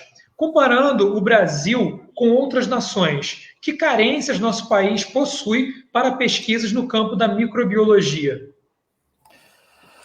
Ai. Escolhe uma. Cada um escolhe uma. Olha só, o nosso país está entre os maiores produtores de ciência no mundo. Nós temos cientistas brilhantes, pesquisadores muito bons e centros de pesquisa muito bons. É importante a gente lembrar isso, mas não dá para negar que nós estamos atrás das nações desenvolvidas, tá? E assim, se eu tivesse que escolher alguma coisa para reclamar, vamos dizer assim, eu diria que é a falta de investimento, obviamente, é a falta de investimento do governo, e isso são prioridades dos governos, né? Não estou falando de nenhum governo em particular, mas de todos os governos, que sempre escolheram não investir muito em ciência no Brasil, que eu acho que é um erro estratégico muito grande, porque ciência é um investimento que traz retorno para o país, de diferentes formas, né? Então a gente não tem um investimento sustentado que permite com que o pesquisador desenvolva pesquisas a longo prazo que tragam resultados e benesses para a população e no desenvolvimento de novas tecnologias. Então, assim, eu já tive experiência, já trabalhei na Europa, trabalhei nos Estados Unidos, e eu hoje em dia trabalho aqui, e eu vejo que é uma competição desleal. Tem como é muito difícil competir com os caras lá fora, mesmo nós tendo a expertise e o know-how, sendo bons pesquisadores, inteligentes e dedicados. Os caras têm as ferramentas, bicho. Eles têm tudo ali na mão, funciona rápido, né? E tal. É mais barato, eles têm dinheiro. Então é uma competição que nós estamos assim correndo muito atrás, tá? Duas coisas que eu gostaria de falar em relação a isso. Uma é da nossa cultura, e a gente só tem também, grande parte do nosso investimento é no setor público. O setor privado pouco participa, e isso é muito comum em outros países, né? O financiamento, coparticipação de financiamento privado.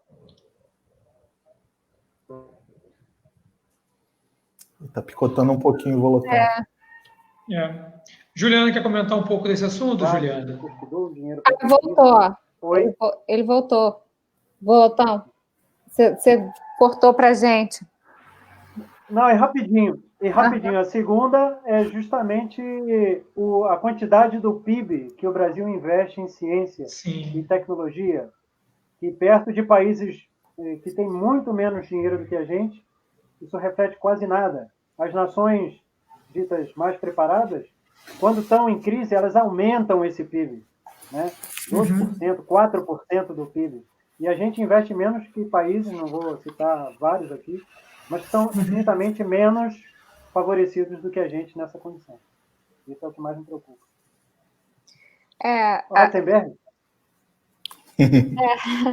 Então, a minha contribuição para isso, né, é que assim, foi o que o Leandro e o Volotão falaram, e além de tudo não é contínuo, então você tem dinheiro hoje, amanhã não tem, né? Além de tudo, a gente tem que lidar com uma burocracia enorme para fazer ciência, então já foi estudado que cerca de 30% do tempo do cientista é para lidar com burocracia. E uma outra coisa que eu acho que é importante é o reconhecimento da população, né, dos cientistas. Então, é bem legal assim, o que está acontecendo agora, porque os cientistas estão se mostrando mais, a gente está divulgando mais, e a população está vendo que a gente está aqui para servir a população, né? Então, isso é uma coisa muito, muito importante para mim, pelo menos, que é o nosso papel, que é servir a sociedade. Agora, com isso tudo que a gente falou, o cientista brasileiro, quando vai para fora, ele é, assim, o melhor. O melhor não, mas assim, não estou dizendo que é melhor do que todo mundo, não é isso. Mas o nosso potencial para trabalhar em situações pífias, isso aí, quando a gente chega lá, é tipo assim... qualquer coisa para a gente vai funcionar, entendeu? A gente faz... Uma vez eu me lembro, no meu pós-doutorado, uma menina que era aluna de doutorado, ela falou assim, ai meu Deus, eu vou perder todo o meu experimento porque eu não tenho uma coluna que não sei o quê, eu não comprei. Eu falei assim, você está estressada por quê? Vamos fazer uma coluna agora. Ela falou, como assim fazer uma coluna? Eu falei assim, deixa eu ver. Eu peguei as coisas, fiz uma coluna para ela, ela fez experimento. Por quê? Porque quando você tem muito dinheiro, você não precisa pensar alternativas. Né? Nem eu penso simples, né? Você não pensa o simples, você pensa aquele método fechado ali, né? A gente é muito criativo aqui. A gente tem que se virar, a gente tem que se virar. A diversidade também cria talentos, assim, que não é qualquer situação que vai gerar, né? Obviamente, eu preferia não saber fazer uma coluna do que, né? Se eu pudesse ter a coluna pronta a minha carreira inteira, mas não foi possível. E aí você tem coisas positivas também, né? Mas, infelizmente, se eu tivesse que votar em um, é realmente o auxílio. Eu, por exemplo, estou sem nenhum auxílio científico, eu tenho uma tese de mestrado, uma tese de doutorado e 3 alunos de C no meu laboratório. E a gente vai trabalhando na medida do que dá, né?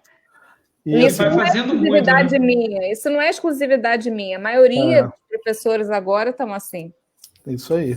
Tiveram muitos cortes recentes, né, no investimento em ciência, em bolsas. As bolsas, os alunos de pós-graduação e graduação que recebem bolsas, eles são um motor por trás da ciência brasileira, e essas bolsas não são reajustadas há anos, eles não recebem plano de saúde, seguridade social, tem várias questões aí que eu acho que a gente podia melhorar na vida do cientista. né? E só completar, desculpa, Patrick, só completar uma coisa que a Juliana falou sobre a divulgação científica. É super importante fazer esse tipo de atividade de divulgação científica para mostrar para a população a importância da ciência. O cientista precisa conversar e dialogar com a população. Então, isso que você está fazendo agora, Patrick, é louvável. Então, eu fico muito feliz. Por isso que eu fiz questão de participar, eu fico muito feliz e quero te dar os parabéns, porque é um trabalho que a gente precisa realmente fazer. É verdade. Eu me lembro que quando eu estava ainda na iniciação científica, lá no Museu Nacional, inclusive, minha orientadora está aqui presente na live, né? A chefe do laboratório também, a doutora Heloísa, está aqui, a Maria Célia está aqui assistindo a gente. E o Museu Nacional me trouxe muito dessa visão que hoje eu estou tentando colocar no clube de ciências lá da escola, né? De que a ciência muda a nossa perspectiva do mundo, a ciência ela traz esse quê da criatividade, da comunicação, da produção do conhecimento, mas como o Leandro falou, essa questão das bolsas, eu lembro que eu passei da graduação, cheguei na pós e no mestrado, e o valor das bolsas não mudou muito, né? Eu lembro de acompanhar nos seminários da pós ali, o pessoal discutindo sobre isso, que não tinha reajuste e era só corte. Isso não vem de agora, vem de 2, 3, 4 anos atrás, né? O Brasil tem ficado, infelizmente, a gente tem sofrido com o êxodo de cérebros, né? Que, inclusive, muito a ABC, né? A SBPC vem discutindo, muitos pesquisadores deixaram o Brasil, né? Não sei como é que foi com o Eduardo. O Eduardo esteve no Uruguai, agora está de volta. Como é que está essa relação dele aí com a pesquisa nacional? Mas não sei se teve a ver com esse tipo de situação, mas a gente precisa olhar para a nossa ciência e olhar para o nosso cientista, que é o que a gente estava falando aqui antes de abrir a live para todo mundo estar assistindo. O Leandro tem um quadro muito legal no YouTube, que é o Cientista no Carona, que ele mostra a rotina do... Vou fazer merchan agora, hein? No canal lá do Microbiano, ele divulga... no Ciência Explica, no YouTube. Ciência Explica, isso. No Ciência Explica, ele faz o quadro do Cientista no Carona, tá? E mostra a vida secreta das plantas, a vida secreta dos cientistas, que é a cientista bailarina, que é a cientista ciclista, que é a nossa vida fora da bancada, é a vida fora da capela, né? É a vida fora do jaleco, né? Então, há um ser humano por trás do podcast, por trás do micrótono, por trás do herbário, enfim... e esse ser humano come, esse ser humano precisa consumir cultura, precisa educar os filhos, precisa botar gasolina, precisa pagar o Uber, né? Então, passa sim pela valorização financeira, né? Passa sim pela valorização profissional, né? Então, a gente está levantando essa bandeira da educação, da divulgação científica e de valorizar quem está nessa linha de frente e agora, inclusive, no combate à pandemia, né? No qual a gente está vendo as nossas universidades e centros de pesquisa sendo ovacionados pela população, a população pede urgência, a população, nós, né, enquanto cidadãos, a gente quer a urgência desse tratamento, da vacina, então a gente tem que rever nossos passos futuros, né? Não só o agora para correr atrás do prejuízo, mas repensar nossos passos futuros aí. Né, pessoal? Está sendo de grande valia essa nossa conversa aí. Espero que a gente consiga tocar e trazer mais pessoas a refletir conosco em planos de ação para a ciência. A gente está em ano eleitoral nos municípios e a gente pode pensar que não, município não pode pensar em ciência. Pode não, deve pensar. Né? Deve pensar em fomento, deve pensar em ações que visem contemplar cientistas, porque o cientista ele mora em algum município, ele mora em alguma cidade. Né? Então, a gente teve aí já programas tão brilhantes no nosso estado do Rio de Janeiro, já houve programas brilhantes de bolsa, de premiação para cientista, por que não trazer isso também para o aspecto municipal? Enfim, a gente tem que repensar, né? E participar socialmente dessa transformação para o nosso país, que começa na escola, e a gente está trazendo isso aí para a galera, os estudantes, né, discutir. Vou trazer aqui, vou separar uma última pergunta, tá, pessoal, para não estourar o nosso tempo aí, tá? A gente já estourou um pouquinho, né? A pergunta da Larissa, só para fechar essa parte de perguntas e vocês fazerem as considerações finais, que novidades biotecnológicas devem se popularizar nos próximos anos envolvendo micro-organismos? Ou seja, aí, o que há de novo, pessoal, na biotecnologia? Uma boa pergunta para fechar, hein? Essa é muito boa para fechar. Eu posso começar? Vou falar, então, vou dar um exemplo aqui, algo que me veio aqui à cabeça. A Juliana já até chegou a falar sobre isso, o CRISPR, né, que são o sistema imune das bactérias que foi descoberto há cerca de 20 anos, e de lá para cá a gente tem aprendido mais sobre isso e adaptado o que a gente está aprendendo à biologia molecular. Então, o CRISPR, hoje em dia, esse sistema virou uma ferramenta genética para manipulação genética que pode ser utilizada para modificar genes em organismos. Então, vai ser um avanço enorme na terapia genética, terapia celular. Essa é uma tecnologia para ficar de olho para os alunos que estão interessados aí em seguir uma carreira de biotecnologia, para darem uma pesquisada sobre isso, porque o CRISPR é uma coisa assim, do futuro. E também as tecnologias chamadas multiômicas, tá? A metagenômica, a metabolômica, a proteômica, esse tipo de análise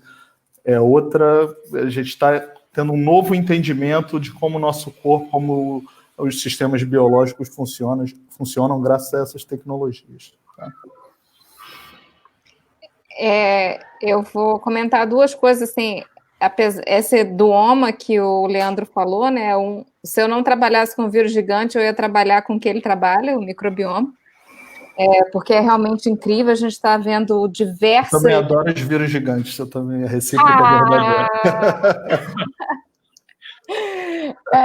Eu estou fazendo. Porque muitas doenças a gente está vendo que estão relacionadas com essas populações, né? Agora, também, por outro lado, existem as aplicações das nanopartículas, né? Tanto as de carbono como as derivadas de vírus, e a gente já tem... Hã? Roubou meu exemplo. A gente divide, que eu tenho certeza que você sabe uns que eu não vou falar, ou que eu não sei, enfim.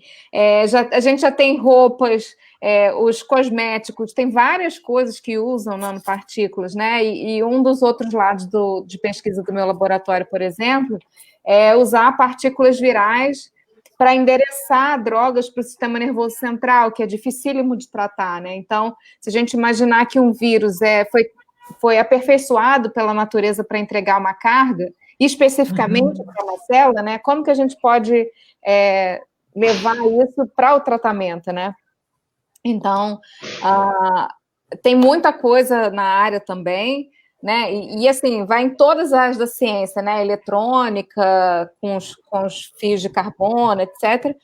E aí, até o tratamento de doenças muito graves, né? Então, eu acho que a gente tem muita coisa aí pela frente bacana. E mais fora as coisas que a gente nem sabe ainda, né? Porque a ciência muda, todo dia. Muito legal, muito bacana. Foi falado nesse processo, só para mostrar um exemplo claro que está sendo usado agora, o Remdesivir, que é um antiviral que está sendo usado para os coronavírus. O problema dele justamente é a biodisponibilidade nos sítios onde ele precisa chegar, né? E essa tecnologia, a nanotecnologia, pode permitir a biodisponibilidade necessária para que ele funcione melhor, já que ele tem resultados muito interessantes no tratamento dessa doença em específico. Mas e isso que a gente está falando, né, é o futuro, mas que já está sendo usado, né? As ômicas são usadas hoje como ferramentas de bioprospecção, né? De avaliar tudo que tem no ambiente e conseguir encontrar aí genes e substâncias que são importantes que a gente vai poder usar de forma mais particular, né? Então, isso já é realidade hoje. Faltando um investimento, isso são ferramentas que a gente já tem. O CRISPR está sendo utilizado no diagnóstico, por exemplo, que antes não era nem pensado. Muito bom. Muito legal. E aí, pessoal, para a gente, antes de fazer uma rodada aqui... Tratamento de correção de genomas, nós também no diagnóstico, tudo isso vem... Pode ir, Eduardo. O Eduardo está com o sinal oscilando um pouco, mas a gente está te ouvindo. Pode ir, Eduardo. Não, tranquilo. Estou desde o Uruguai, mas aqui está mais ou menos. Está chovendo e está frio. Está chovendo e está frio. Bacana. A gente vai fazer agora aqui uma rodada da despedida, né, da fala dos nossos convidados. E eu queria pedir para vocês que estão aí nos acompanhando, a gente conseguiu, falei que a gente ia chegar a 100 pessoas, a gente chegou a mais de 130.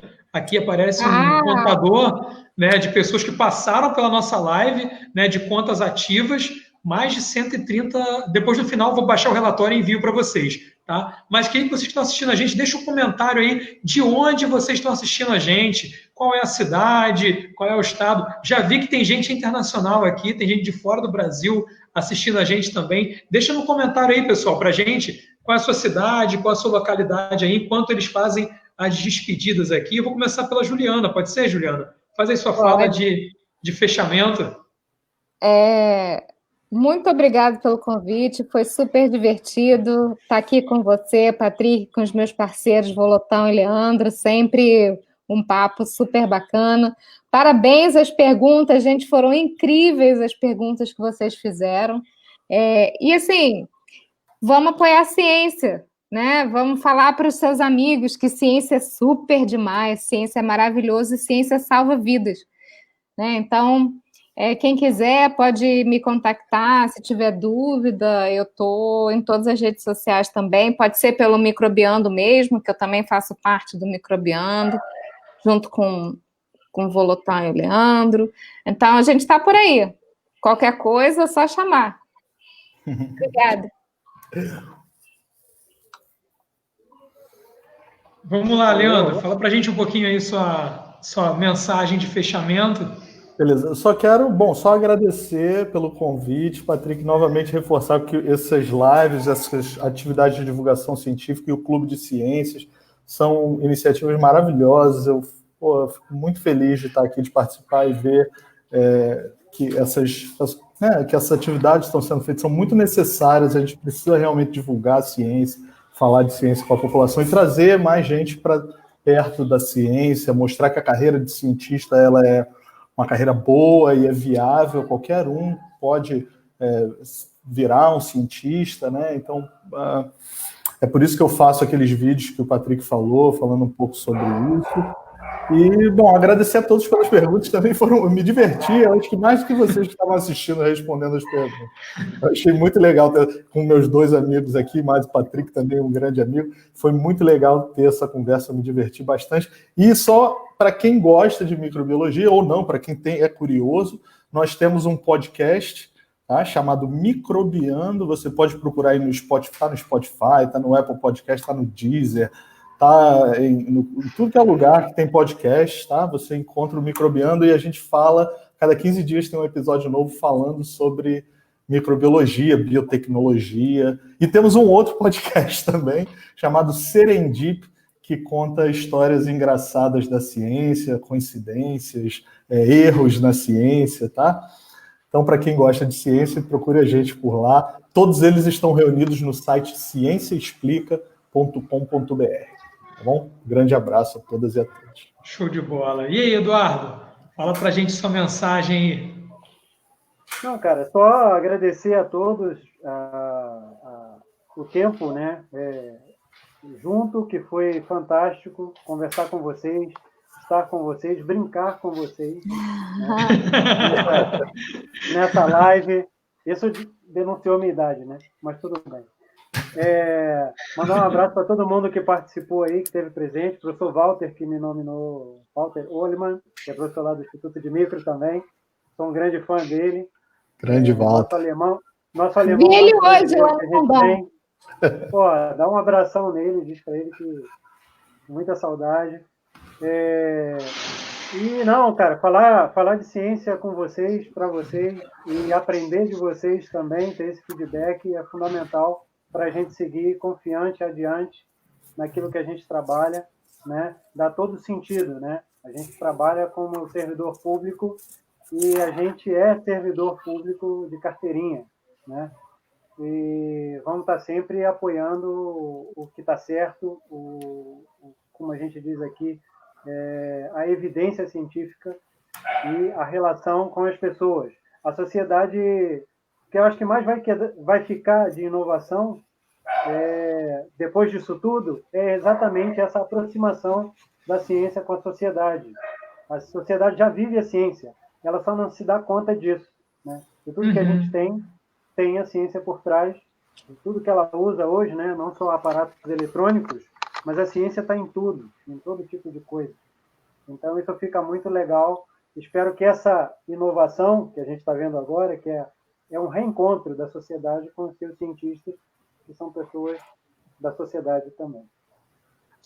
Ótimo, pessoal. Olha, eu agradeço muitíssimo a disponibilidade de vocês em estar aqui conosco, né? Vou agradecer a cada um de vocês. Muito obrigado, Leandro, que intermediou esse convite com a Juliana e com o Eduardo, que eu agradeço muitíssimo também a disposição de vocês de estarem aqui conosco, né? Mesmo à distância, eu tenho conversado com os alunos, a gente tem, nesse período de pandemia, reinventando nossas relações, nossas interações e também descobrindo muita coisa bacana, né? Talvez se o mundo continuasse girando da mesma maneira, a gente não estaria aqui reunido hoje, criando essas conexões de vocês com esses estudantes, com nossos amigos, familiares e parceiros de trabalho que estão aí nos assistindo e interagindo conosco, né? Então, agradeço muitíssimo a vocês, convidados, né? Já está rolando aqui pedido no WhatsApp e nos comentários de mais uma live. Então, quem sabe daqui a um tempinho a gente se reúne novamente, aí talvez pelo YouTube,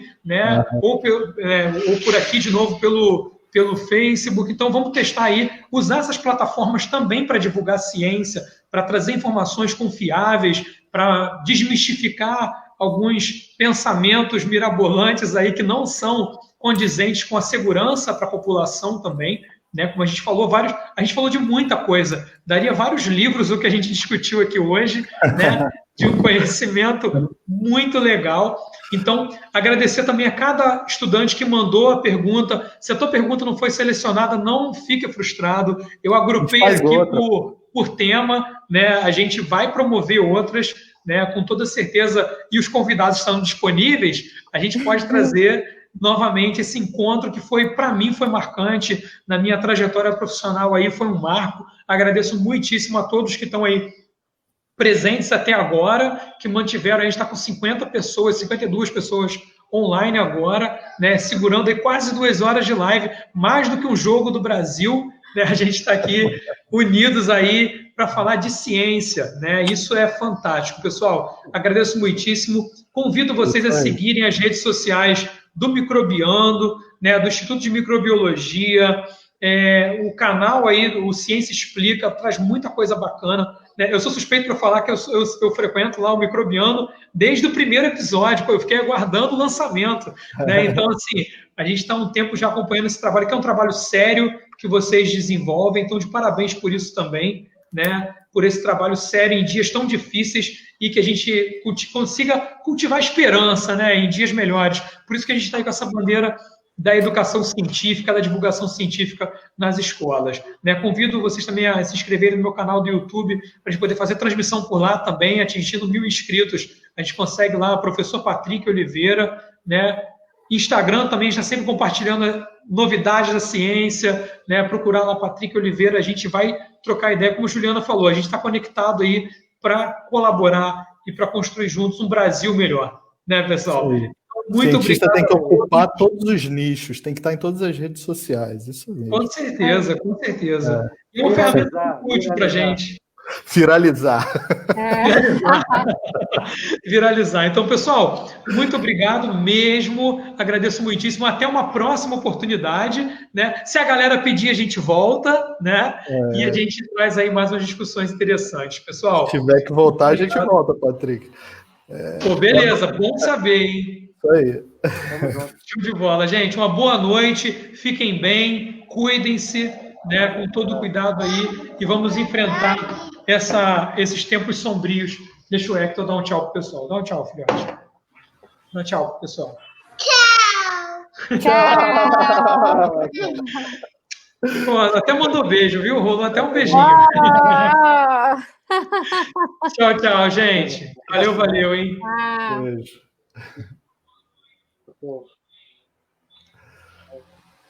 Valeu, pessoal. Obrigadão, hein? Fechei aqui a transmissão para a galera. Legal. Acho que a Ju saiu. Ah, não precisava sair, né?